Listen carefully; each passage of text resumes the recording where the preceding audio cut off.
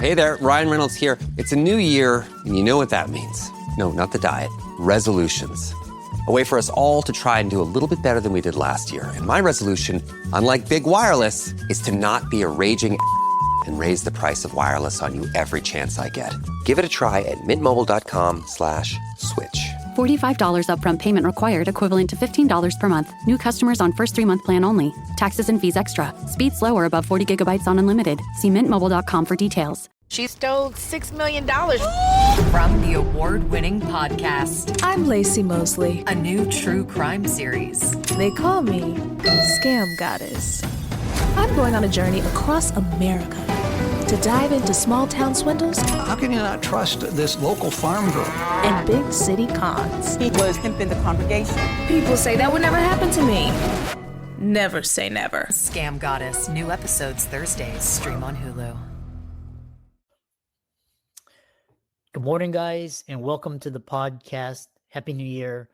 I've got a repeat guest on the show, Michael Harris. He appeared on the show in 2022, which is a really popular episode. You can check the links in the show notes. And today he's going to talk about, he's a storyteller, and he's got an additional talk about why everyone has a story to tell. He helps people find stories, and I'm really happy to have him on and share his expertise again. So, Michael, welcome. Great. It's really great to be here again, Chris. I love your show. And I just want to mention before we go too far, I was looking through again some of your episodes, and you have AI information, you got branding, you got SEO, you got real estate stuff, you got mergers, acquisition, financial freedom, live events, communications, you got the equity multiplier. You talk a lot about real estate with doctors and all that. But I think the one overall thing that I really like about what you're doing, you're really helping people really unlock their potential through the presentation of all these incredible podcasts you're doing. Oh, thank you for that. Yeah, we're trying to help give businesses, entrepreneurs the platform to help spread their message and put out good vibes and give value to the audience. I know your focus has shifted a little, so talk about that and we'll dive into the questions for the audience. Yeah, for a long time, Chris, I've really enjoyed books. I was about 20 years old. I really started diving into reading a book a week, and I'd read Sherlock Holmes, and I love that book. It's probably my favorite fiction book. He likes to look at things differently. And that's the way that I like to look at things, differently, maybe not the same as everybody else. And over the years, what I've realized is that really everybody's story, and I've written several books and I had my own story, and people kept coming to me and say, will you help me? Will you help me? I said, sure. And then more recently, when I say more recently, the last decade, the last dozen years or so, people asked if I could help them get published and refer them to a publisher that we both know, Morgan James Publishing, and started getting book deals. And then the founder, David Hancock of Morgan James, said, why don't you just join the book acquisitions and bring us more people? So I did that, and I went to a lot of stage stuff. And now I'm doing less stage stuff, which I like less stage stuff right now. And more book stuff. I probably have 20 authors right now or so that I'm working with and getting their book released. Yeah, that's wonderful. And the next question I have for you is, with this, you have your best-selling book, Falling Down, Getting Up, and how has that really changed, and what is it about for the people that are coming back? Talk about that. That book was really about my earlier life, 70s and 80s, and I had a lot of health issues, struggling a lot and falling down a lot and getting up. And so even with that, people were saying, you've got a story, you should write your story. So, and I thought, I have a story? Other people might be interested in this. And, that book came out in 2012, and every month more books are being sold. And it blows me away, and so that really, cut my chops a lot and really getting into the book business, so to speak. Yeah. Yeah. Interesting. So then the next question I have for you is because you talk about resiliency and you talk about the law of Goya and the law of attraction. How do you use Goya to activate the law of attraction? Yeah, yeah, great question. My late brother Bill, when Rhonda Byrne went to write the book The Secret, so a lot of people know about the book, and it's about the law of attraction. And a lot of people throw rocks at that book, saying, "Oh, it doesn't do this, it doesn't do this," and you can't just sit there and wish that Aunt Mabel is going to drop 10 million bucks onto you or something like that. And so John Ashraf came up with the terminology, as far as I know, and what I've heard is that he came up with what's called the law of Goya. And it's the only way to really activate the law of attraction. And the law of Goya is get off your ass. So you've actually got to take action to make something happen. You just can't sit there and wish it. But I'm a simple manifester, so to speak. If I want an orange and I don't have one in my fruit bowl, I have a picture of an orange in my head. And I'll drive down to the grocery store and get that orange. I may get a few other things at the same time, but I'll grab that orange. It's now been manifested. I go through the checkout. I put my orange there. I weigh it. I use my debit card or cash or whatever and exchange that card, and I've walked out. I've manifested my orange. And I think that same idea can be applied to anything that we do. I think it's misapplied is where so much garbage comes into life, is by misapplying that same idea. But we all know how to manifest. It's just whether we consciously do it. Yeah. Yeah. Next question I have for you is there was a great podcast guest. He was on my show the other day. I think it was you. We just mentioned Jared Jennings, and he was talking about you can meditate and do all of this, but if you don't take massive action, nothing's going to happen. But the next question is, with the new year in, and a lot of people are just, it's really a hectic, people got resolutions, and you spend time in India. What did spending time in India teach about the monkey mind and how to calm it? This experience that I happened in India, it's like one of those aha moments that we have. I'm in India at Taj Palace in Agra, where the Taj Mahal is, right? And dozen of us or so, a little bit more than that, 15 of us that were traveling together at the time. And I had my room, and there's guys walking around the outer grounds of the hotel property with these long bamboo sticks. And the reason for that is they're chasing the monkeys away, because the monkeys like to climb up the motel's, the outer wall. It's only a couple stories, and then get up on the decks and then try to break into the rooms, because what do the hotels do to entice these monkeys to do it? They have a big bowl of fruit on a table next to the window. And that's what these monkeys like to eat. So if you leave your door open, a crack, your sliding glass door, those monkeys are in your room in nothing flat. Right? They're in there. You walk out of the shower and they're going to attack you because they want that fruit. It's just get away. It can be pretty ferocious sometimes, some of those little monkeys. But what I realized back then, and that was 2002 that I was there. So it's been 22 years ago. And prior to that, there's this idea of the monkey mind. And, we all get the monkey mind, and it's all swirling and all this other kind of stuff. What I realized I was doing when the monkeys used to show up in my mind is I'd give them bananas and it would calm them down. But then I realized I needed to stop doing that, because by giving them bananas, invited them in the first place, right? So if I stopped putting bananas in my head when they would show up to calm them down, they wouldn't even show up. So it took a little bit to get through that, because they would come and they would scratch a little bit, right, in my mind. But eventually they start to go away. You don't put that bowl of fruit in the window and they won't show up. Yeah. Yeah. Interesting. Which brings me to a follow-up question: is a lot of Eastern or these teachings, they talk about, as opposed to, because you're talking about putting up buffers, and a lot of teachings teach you to go with it and manage it. So what's the difference between just resisting the all these intrusive thoughts versus like this headspace mindset where you just acknowledge and let it go? Oh, I don't think that they're necessarily mutually exclusive.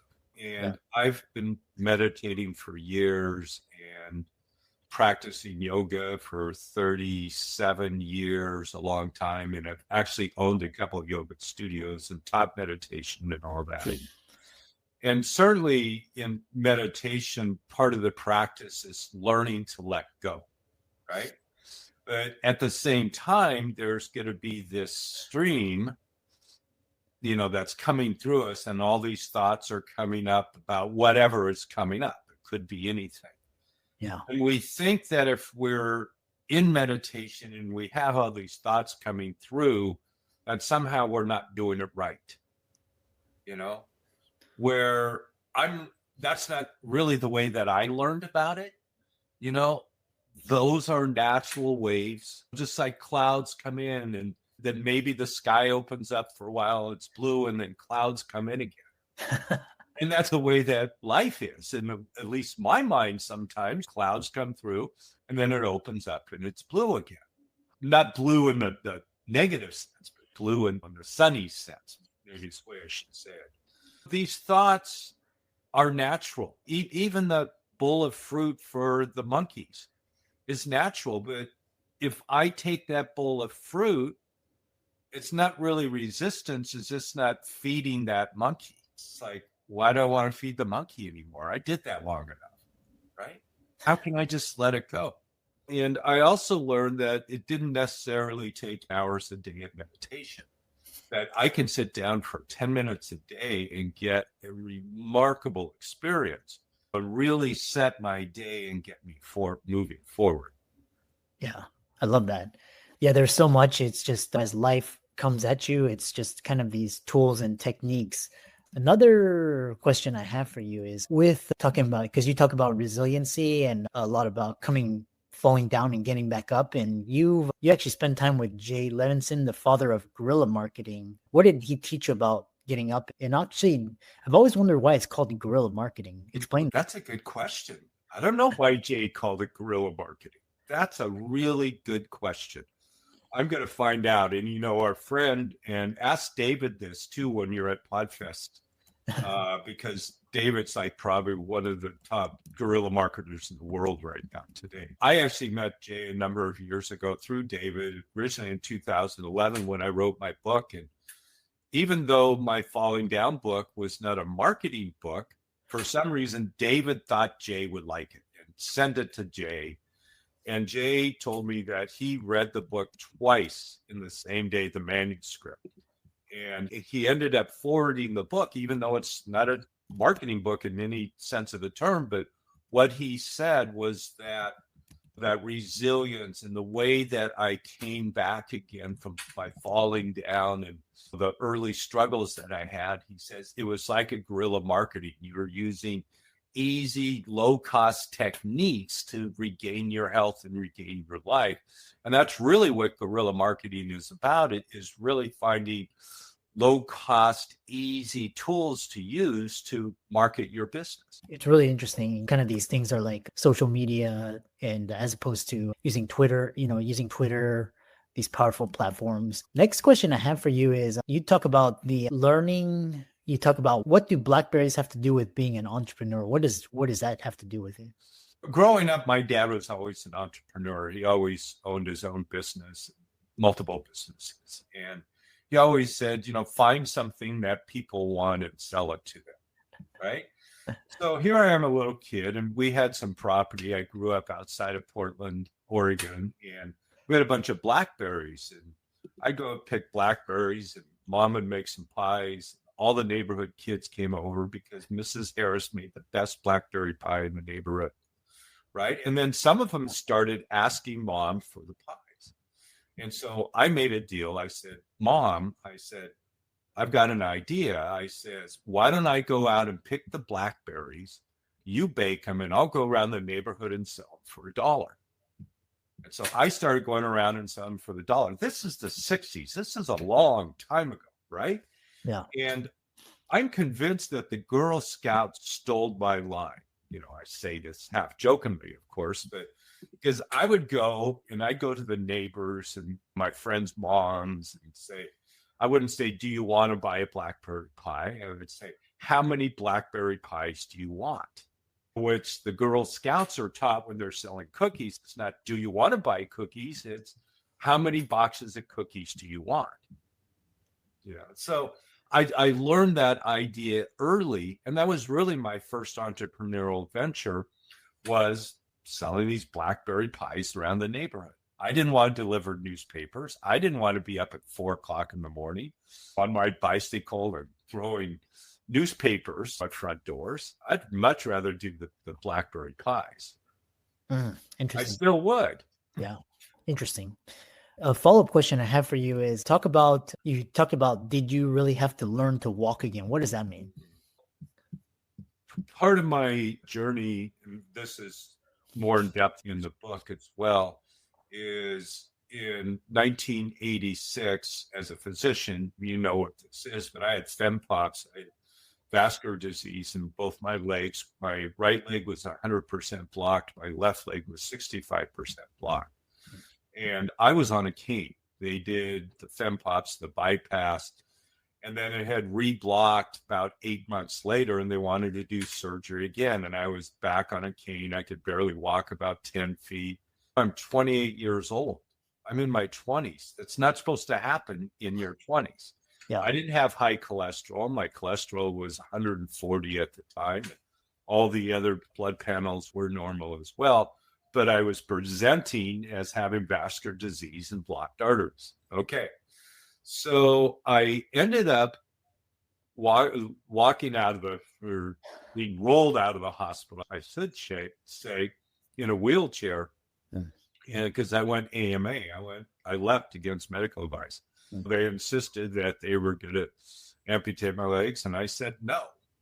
Yeah. And here I am years later, 38 years later, and I'm still alive. And I showed up at a place in Southern California called the Pritikin Longevity Center. This is in the 80s. And the guy down there, the doctor down there, said, just get up and start walking up and down the boardwalk. And I said, what do you mean it hurts? He says, well, when you start walking, he says, you will build collateral blood vessels. So as I started doing this walking, I'd literally walk like 10 feet, and there's a little 3-foot high wall there between the boardwalk and the beach, right? I'd walk 10 feet, I would sit down. Then I'd get up again, and I'd walk 11 feet, I'd sit down. And within 2 weeks, I was walking 2 miles just by that process. And now, again, years later, where I live at 3,700 feet in the mountains of Oregon, and I'm going up and down the ridges and the mountains and the buttes all day long. Yeah. Excellent. This is really interesting. And how can people contact you and find you and follow you and check out your new direction and your socials? The best way is just simple, is just go to my website, Michael B as in book, Harris.com. So michaelbharris.com. And any other links that you need are there, or the social links and all that. If somebody actually wants to get a free ebook, I have a thing with Morgan James Publishing that I can give my ebook away for free. It's this really simple, ebook.michaelbharris.com. So if they go there, they can download a free book in different formats as well. Yeah, excellent. Well, thanks so much for coming on and reconnecting, and Happy New Year. It's been 2 years, and keep up the great work, and wish you the best in 2025. Thank you again, Chris, and enjoy PodFest. Thank you.